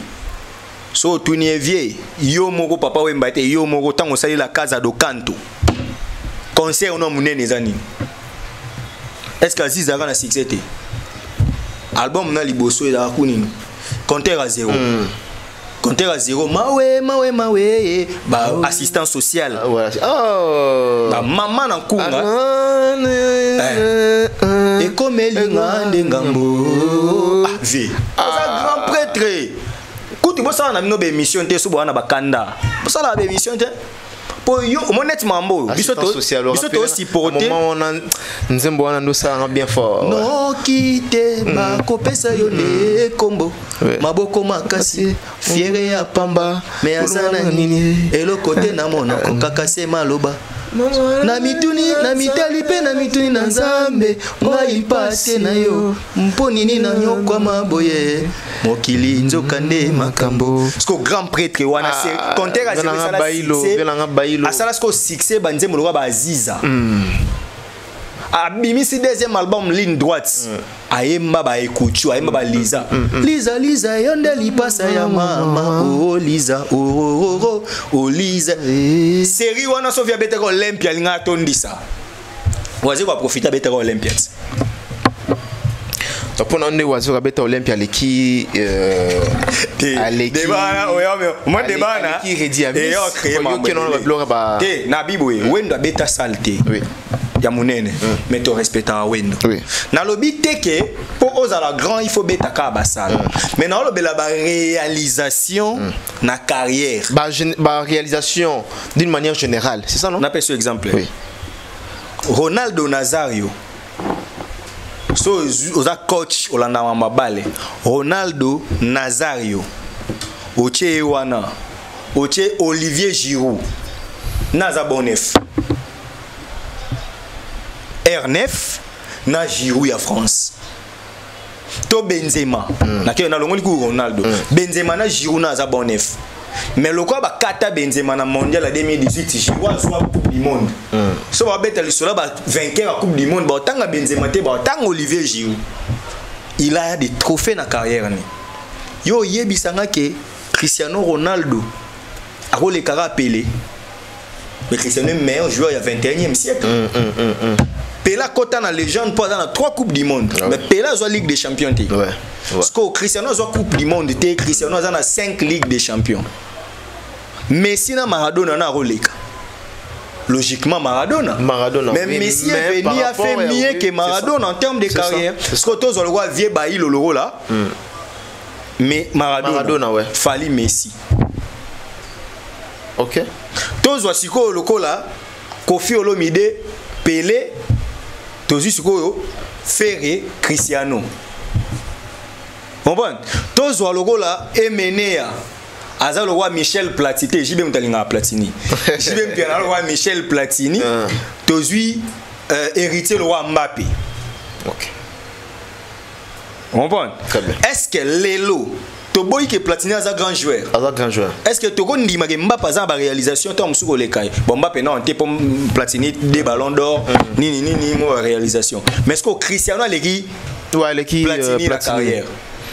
Na football il crée un problème t'es? Na football et créer un problème té na musique il y a Congo quand des autres créer problème. Très bien. Grand prêtre Emenea asilika tant obeta masola maisha park alba ponani batu babeta Bercy. Ah ouais. C'est que na Emenea zo comprendre que ba pecho yo de babeta ki Bercy ba kei papa wemba bazui bango me batiki biso bambiaka. Pour bébé que bazal ba leader d'opinion. Ça a preuve à crédibilité. Voilà, c'est ça. À l'époque, ouais. Pour Anitang Bakotara na JB na Wera. et pas papa Zaidi kuna. Pour ani baba te biso to ba respect to tikala ready kota et mener à kota. Ah ouais, moi maman respect Zaidi bango tu faut ba ko. Lelo so ba bire. Fala kende boye nebo siliki comme maman respect. Non, c'est très bien. Voilà, nous allons citer à présent, nous sommes vraiment à la fin de cette émission. Fallait pour pas concert Nato Boarabouaka le 22 je crois, le 22 novembre à Lille, Zénith de Lille, voilà, Zénith de Lille, et ça le 22 novembre. Le 16 novembre à Marseille, et puis le 7 décembre à Nantes, la Zénith de Nantes. En même temps, aujourd'hui, on nous apprend que Ferregola, officiellement, il va jouer en Belgique le 7, n'est-ce pas, le 7 novembre, non, le 7 décembre. Okay. Ferregola va jouer en Belgique. C'est une coïncidence, moi, je les salami vite fait dans les réseaux sociaux, et ça coïncidence, le 7 décembre de l'artiste Fally Ipupa, dans Zénith de Nantes, tout le monde peut faire rigoler la robeta na ING, ou Fally Abeta Kiango, je crois, c'était en 2023, le 16 décembre aussi, et n'habité, c'est une coïncidence avec Ferregola ou comment, ou encore Ferregola aujourd'hui, à Zotambola na trace, il y a Fally Ipupa. Ferregola est entouré des amateurs qui, selon les amateurs, non. Amateur comment? Aujourd'hui, Ferregola. Celui qui n'est pas professionnel et qui? Il est amateur. Alors, laissez-moi avancer. Ça dit que Ferregola n'est pas professionnel. Je peux avancer. Ferregola est entouré des amateurs et pense que la musique congolaise a besoin de Farafara, a besoin de dates uniformes pour faire la comparaison. Okay. On fera 48 ans. Savoir quoi avec l'âge? La maturité doit compter sur ça. Est-ce que Ferra a besoin de l'existence de Fally pour qu'il soit Ferré? Mais pourquoi il veut nous insinuer, il veut nous faire accepter que sans Fally, il y a musique? Ah bon? D'entrée déjà, j'encourage, félicitations à l'artiste Ferregola. Parce que c'est que moi je vais, ils ont fait un concert, les musiciens ne peuvent pas se retrouver, bouger, on est ça là bien. Et puis ça a matière, actualité, tout ça. Félicitations à Ferre. Moi je voulais penser. Moni ndeko yo bazaka na poto wana oyo kumisa Ferre. Ba ngebe induire rien erreur. Na ndeko na biso mo oyo ayeba mingi alata ba robe wana. Omona ke bango bande kolinga. Ta robeta you arena. Non. Ah banani na bakoma na makima. C'est procédural. Autaki na ba 8000 a dit double na 16 000. Ça se comprend quand même. Parce que nous bengebe me 40 000 au monde ou encore 20 000. Oh. Félicitations à l'artiste Ferregola. C'est juste que soko daki pendana ba communicologue ya solo o ba bi ko sala ba calcul ba stratégie na DMC ya solo boro chon le 7 décembre été tandis que prétendu concurrent na yo po yo ndo linga za concurrent na yo prétendu concurrent na ye moto yo linga za concurrent na yo azana concert le 7 décembre le 7 soana souci ya nini fara Fally na France, faire na Belgique. Na yanani elekaki ndenge nini? Yanani batu bayaki. Donc ça dit faire Faire oublie que c'est son plus grand spectacle alors que Fally un spectacle à préparation à Stade de France. Très bien. Mais à Rokota na polémique il profiter na été soit il benda Fally likolo. Très bien. Ça la Fally à 7000 places sauf erreur de ma part. Il y a Zénith à Nantes. Il y a Zénith à Nantes. 7 ou 11 je crois 7 ou 11 je vais revoir ça. Donc ça ce qui est belé 11 000 places. Je vais revoir ça oui. Parce que yo bet à 16 000 places. Et puis yo ça les plus grands concerts na yo parce que faire banda botamano abeta devant 10 000 personnes à saleté na poto. OK. Tu abeta na Bercy na Wera. Ferré na Wera. Ya yemoko na Nté. Na yemo na Nté. Étant leader. Nanté. Faire abeta juste na ça na 10 000 Nanté. C'était 6 000 et quelques Zénith de Paris oui.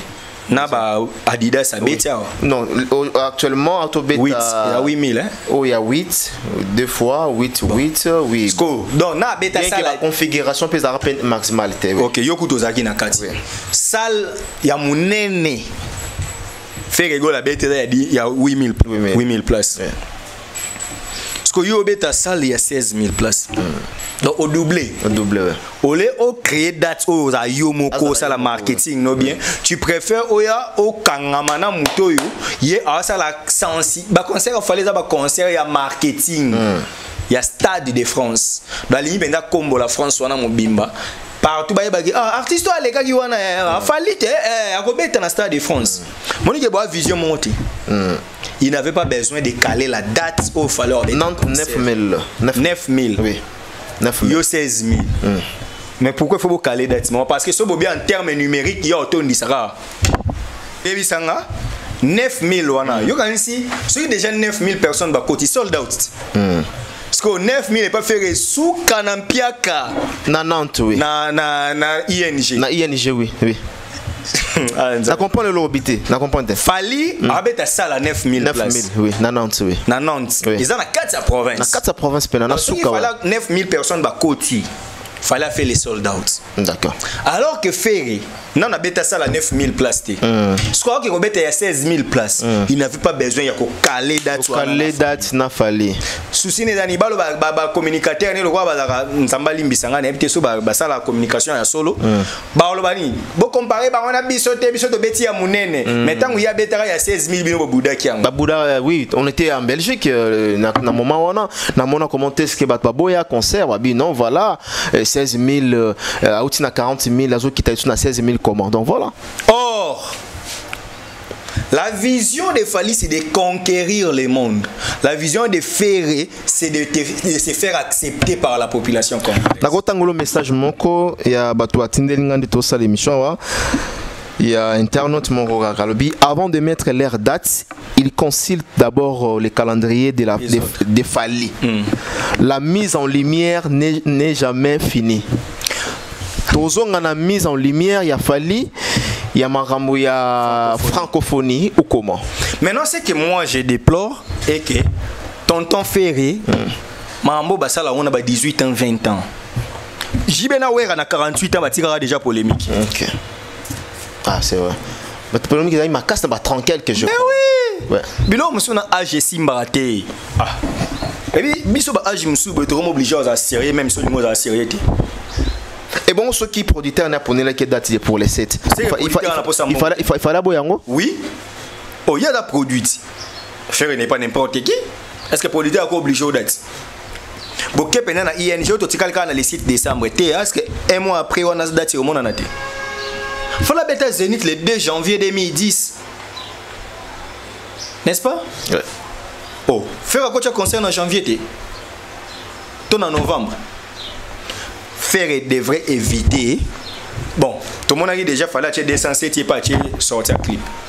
OK. Fallait boina yang. Ah oh fallait aboyer qui relancer ouais.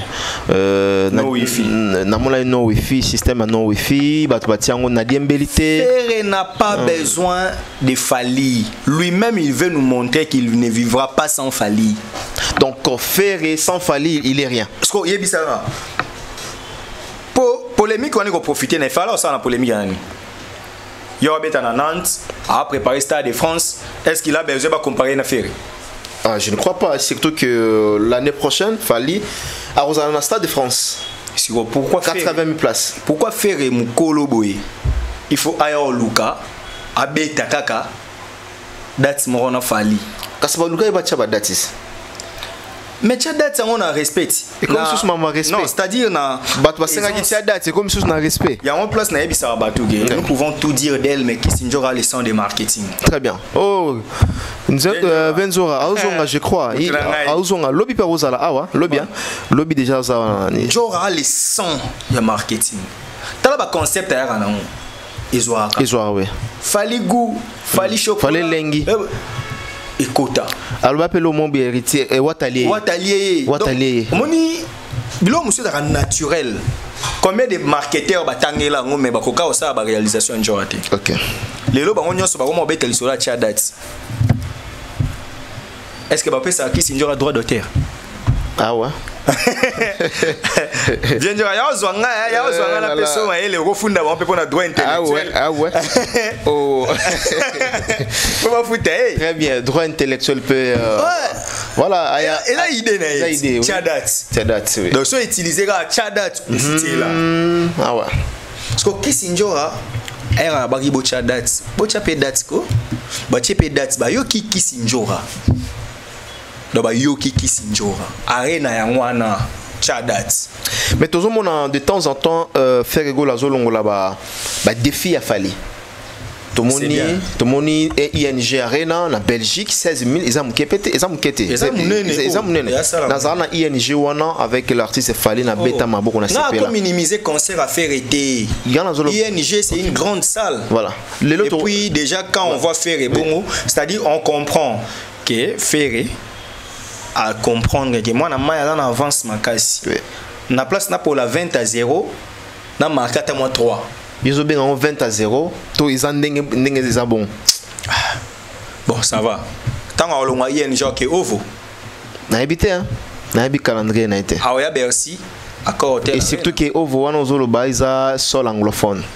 Ouais. Tant qu'on a na Bercy. Oui oui. Ah bête.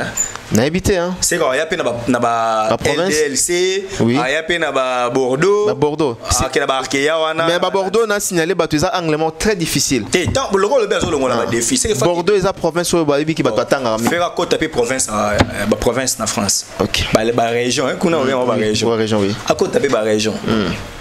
Bon mon et puis You Arena a une plaque d'or. Mais étant qu'artiste de mon pays congolais, moi je l'encourage. Bravo. Moi je souhaite le succès à ING Arena. Je souhaite le succès parce que les Aranango Bongo les deux amis, bon les deux amis en termes d'âge, Banamai, tant il y a OK nebo so moni pe baba ya malamu photocopier. Ya mabe toboya. Fali tant ya na malamu beta ba salle sans repos. Ce qui fait à lundi. Et ça va pour le coup mon Congo. OK.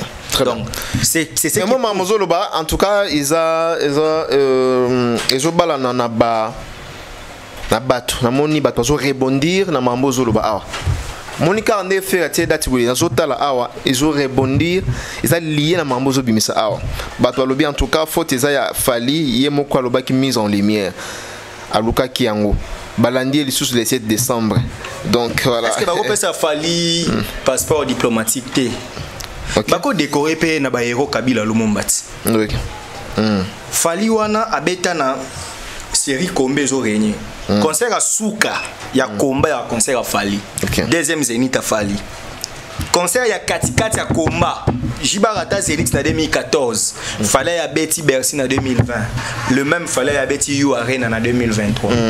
Donc Alpha P Omega, ya ba concert na Poto, c'est Fally. Alpha P Omega ouais. Concert à Souka au Penda ba combattre ba longa ko bebisa concert à Fally. Concert Fally oui.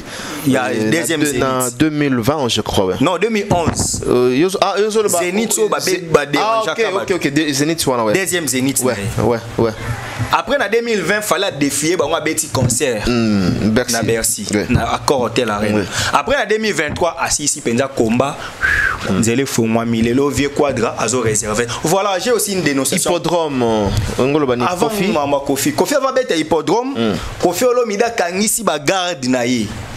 Ba garde na ye ya ndaku kuna ba maître ba sportif ba tambola na ye. Tant que ça c'est-à-dire quoi? Akangisi bango latinda ba on a parquet atinda ba on a police criminelle. Moko il paraît à Ibie. Ce qui peut ba koti ba Ibie donc Kofi s'est rendu compte kada bilo ne mo ebungi. Abi ozala innocent ozala moyibi akangisi bango nde to so ba na police criminelle la sima ISP mena ISP. Comment ça ba keko luka Kofi bakangi bango lobi na tongo ya 5 heures Kofi a voyager nde to sa émission be Kofi azana kinte.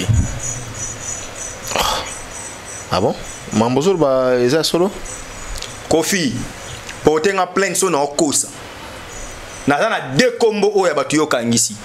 So va porter en plainte dans tanga ba kombo na bango et puis naza pe na OPJ wana. Parce que moi-même j'ai vu ça. Mais si l'infraction est consommée ma bezawa sonde ba yibaki. Soki ba yibaki.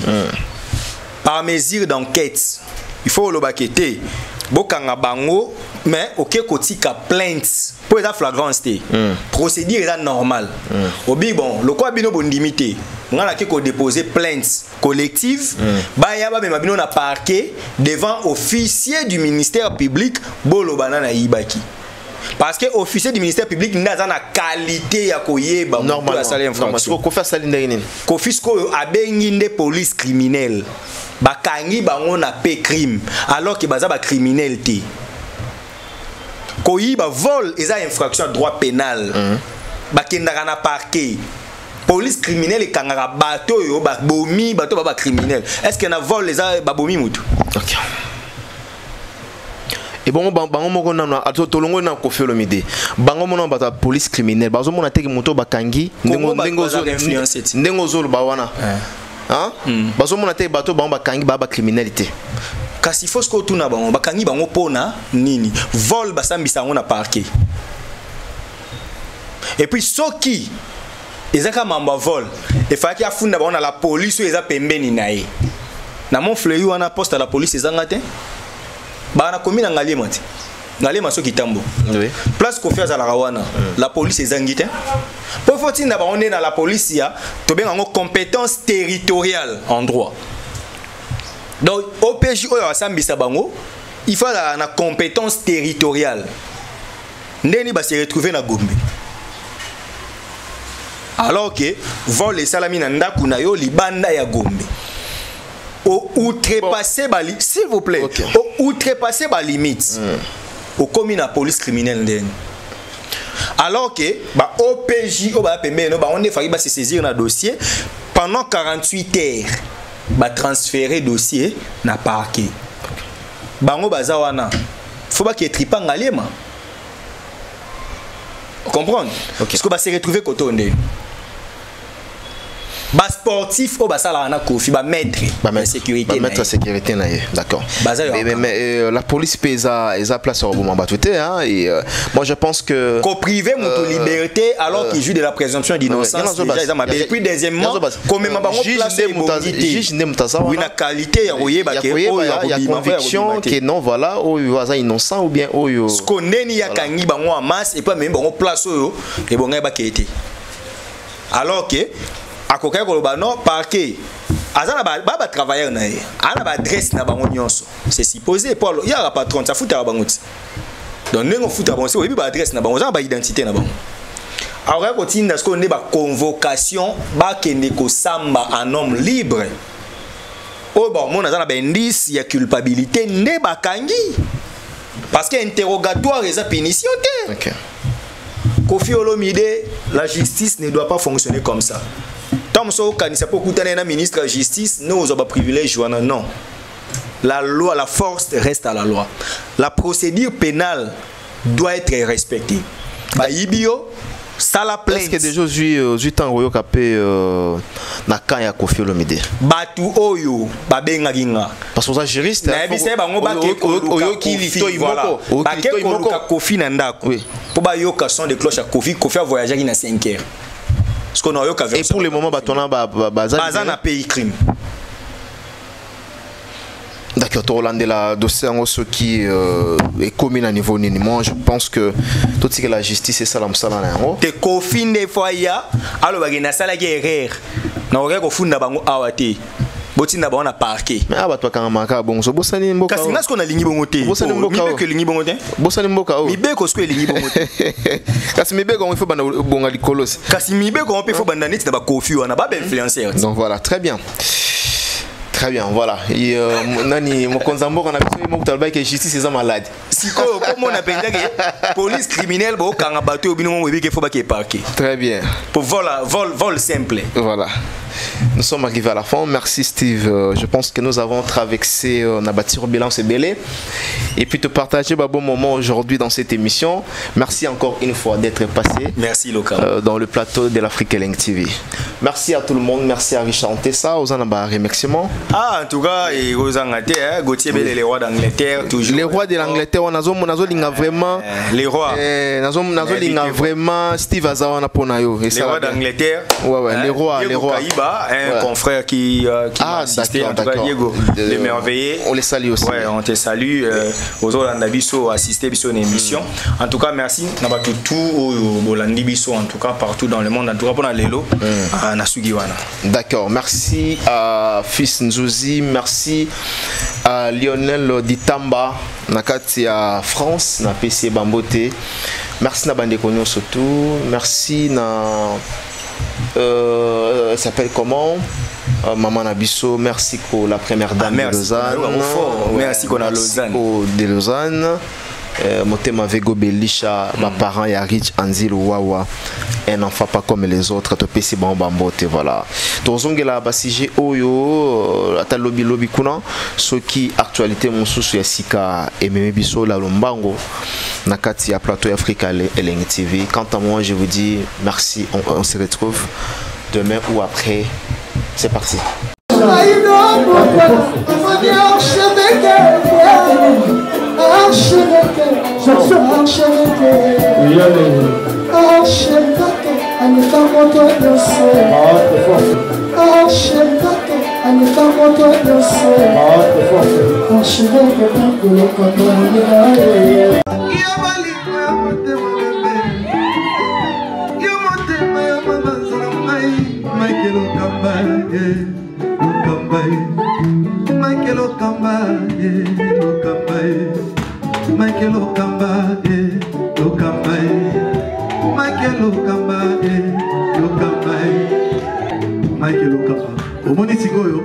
L'artiste, c'est l'improvisation.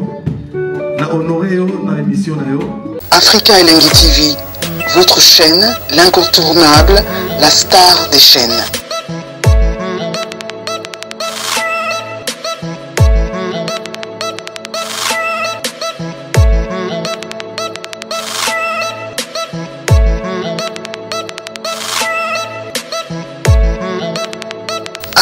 Africa Elengi TV, la magie de l'info.